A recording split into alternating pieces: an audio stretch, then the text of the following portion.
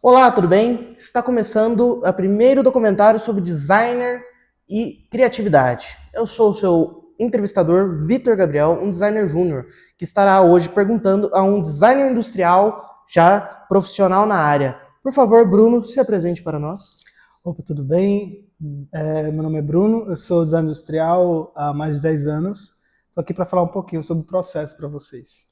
Ok, então vamos começar entrevistando o Bruno com o caminho até o designer. Eu queria saber da sua parte, assim, o que te levou a entrar na área de designer e por qual motivo entrou na área de designer industrial?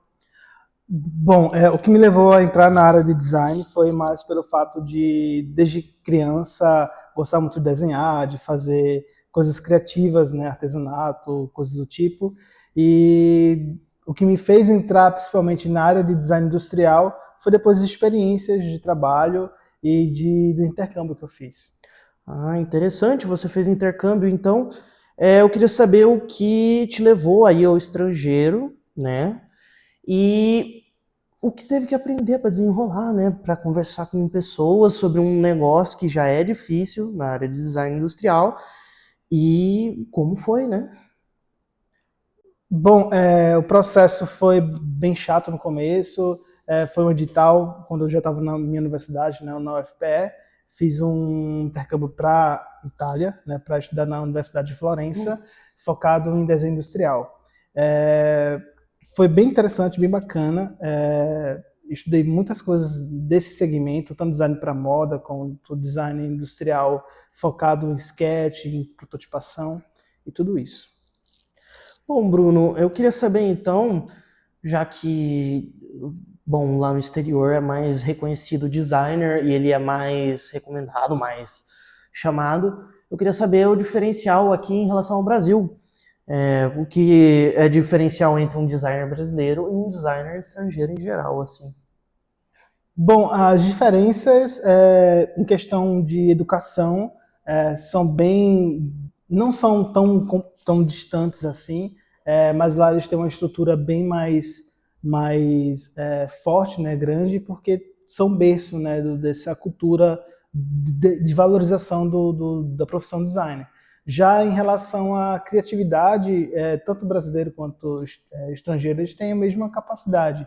A questão é como foi o passo a passo para o profissional criar sua própria identidade e expressar suas ideias.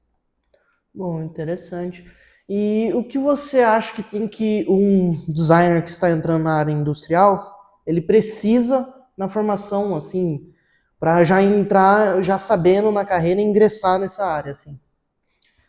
Bom, principalmente precisa de dedicação, porque no Brasil, principalmente, não é tão fácil ter oportunidades na área, porque é um mercado um pouco nichado.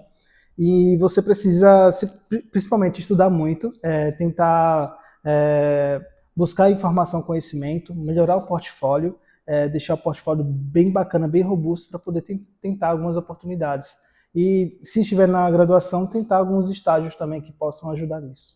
Para quem está estudando e quer entrar no mercado, possivelmente como estágio inicialmente, tem que tentar melhorar muito bem o portfólio, selecionar bem os projetos e apresentar bem essas soluções. Isso pode, de alguma forma, ajudar muito nesse ingresso no mercado, mas o portfólio em si ele tem que estar em constante atualização, tanto quanto projetos novos, de clientes novos, para sempre você substituindo os projetos que são mais primários para os projetos mais grandiosos, né, no caso. Legal, legal. Assim, eu queria perguntar também o que te levou a criar a primeira empresa, né? E quais foram os desafios e o que atualmente você acha mais a pena para um designer gráfico ou designer industrial, no caso. Se é mais interessante já começar ingressando numa empresa ou criar a sua MEI, né? Sim, o que me motivou a criar uma empresa foi principalmente para poder emitir nota fiscal, ter contrato, essas coisas mais burocráticas que clientes maiores exigem. E eu acho que, sim, você pode empreender, né? Está na veia do design empreender, tanto design gráfico ou industrial, mas acredito que se você tiver experiência profissional de como trabalhar em equipe, como fazer todos os processos, metodologias e tudo, você vai ter mais conhecimento prático para poder aplicar na sua própria empresa. E daí você diminui as chances de falhas, né, no processo e tentar deixar tudo bem mais redondo também. Em relação agora a como nascem os produtos, eu queria te perguntar como que sai o projeto já do papel, a criação e até a entrega do papel, do produto. Bom, funciona da seguinte forma. O cliente vem com a premissa do projeto, a gente faz o briefing conjunto, faz reuniões, entende qual é a necessidade, qual é o problema, né, para poder buscar essa solução. E o processo ele é bem dinâmico e metodológico. A gente tem várias fases, né, de sketches, prototipação, geração de ideias, e todas as fases têm um feedback também do cliente, para que a gente possa sincronizar todas as ideias e filtrar bem as soluções. E daí a conclusão é bem bacana também.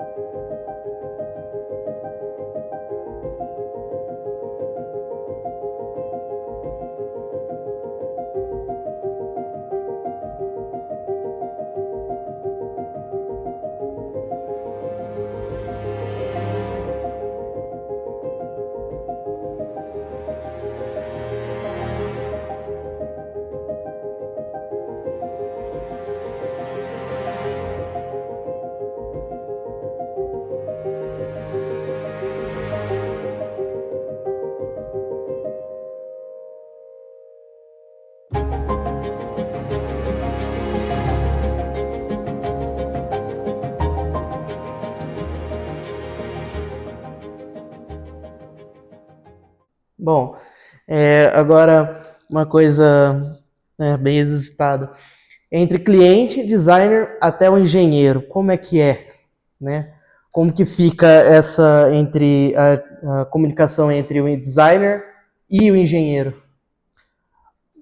Bom, depende muito do projeto. O design industrial em si, ele tem que ter pelo menos uma noção, não de engenharia, mas uma noção de mecânica, né, do que funciona. E essa comunicação se dá quando a gente tem essa necessidade de criar protótipo e finalizar o projeto. A gente faz tudo, cria o processo e manda para o engenheiro dar uma analisada e ver se tem ângulo de molde, se tudo funciona termicamente falando, enfim. E às vezes, assim, a gente tem alguns impasses por conta da fase projetual, mas no final tudo dá certo. Ok. Não só com o engenheiro também, né? Em relação ao cliente e empresa também, né?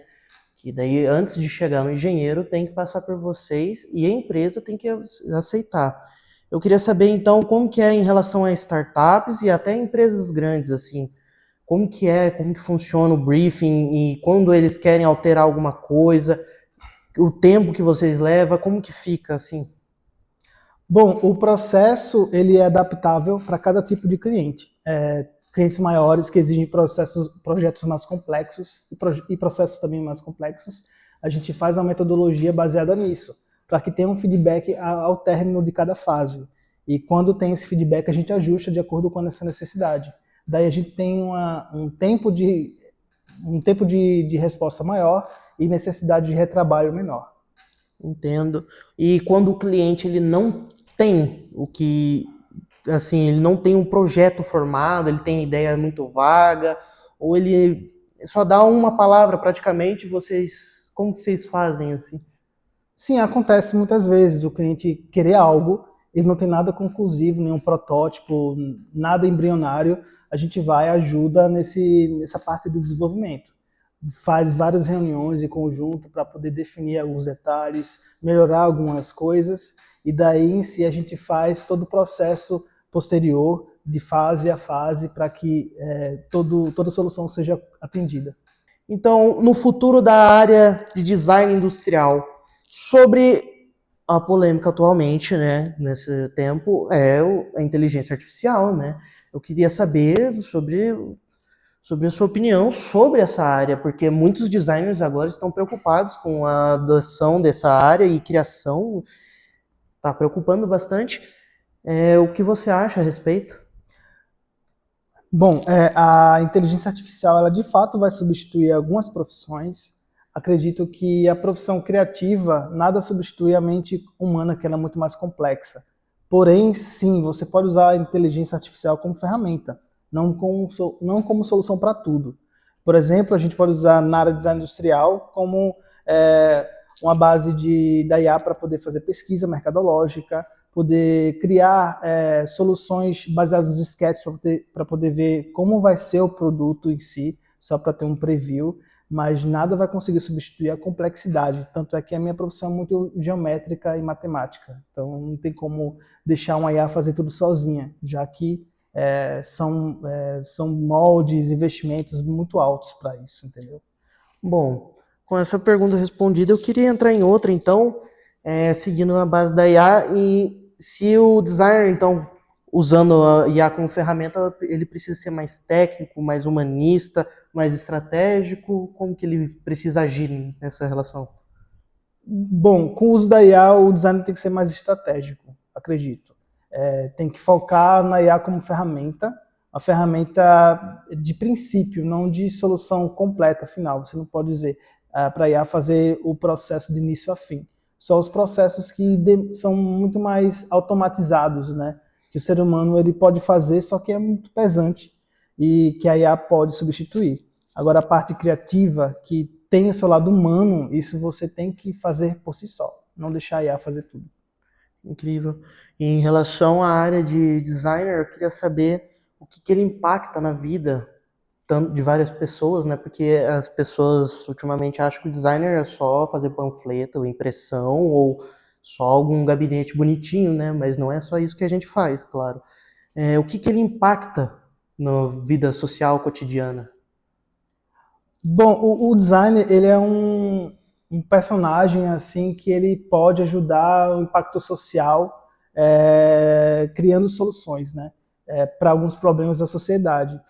Ou para alguns problemas medicinais, enfim. Por exemplo, na minha empresa a gente faz projetos focados nisso, de impactar a vida de pessoas, né, que teve AVC e precisa de algum aparelho que possa ajudar na reabilitação. Esse tipo de coisa, se o designer escolhe bem a sua área de solução de problemas, ele consegue sim de alguma forma impactar e fazer a sua presença no mundo valer a pena.